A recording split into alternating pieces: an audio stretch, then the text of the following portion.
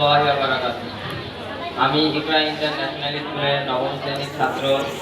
আমার নাম আসমত আলী। আমি আপনাদের সম্মুখে একটি কবিতা পাঠ করে শোনাব। কবিতার নাম স্বাধীনতার মানে, কবি ভবানী প্রসাদ মজুমদার।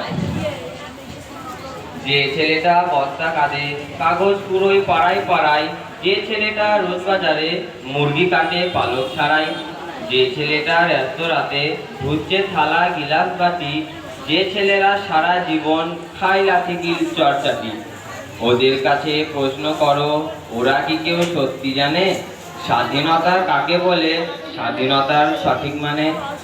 যে মেয়েটা ভোর না হতে মায়ের সাথে যাচ্ছে কাজে, যে মেয়েটা পরের বাড়ি কাপড় কাচে বাথরুম মাঝে, যে মেয়েটা গোবর কুড়োয় উঠেও দেয় কয়লা বাছে, যে মেয়েরা সারা জীবন পায় না আদর কারোর কাছে, ওদের কাছে প্রশ্ন করো, ওরা কি কেউ সত্যি জানে স্বাধীনতা দেখতে কেমন, স্বাধীনতার সঠিক মানে?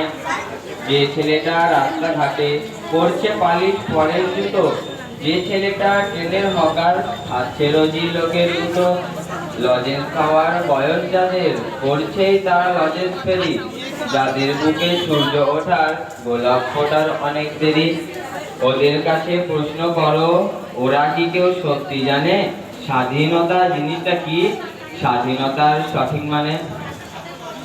স্বাধীনতার মানে বোঝে নীল আকাশের বন্ধু পাখি, স্বাধীনতার মানে বোঝে চাঁদ তারাদের পড়াই রাখি, স্বাধীনতার মানে বোঝে পাহাড় সাগর ঝর্ণা নদী, স্বাধীনতার মানে বোঝেই বইছে বাতাস নিরবধি, স্বাধীনতার সঠিক মানে কজন স্বজন সত্যি জানে, স্বাধীনতার সংজ্ঞা খুঁজো সে বলছে আর পাখির গানে।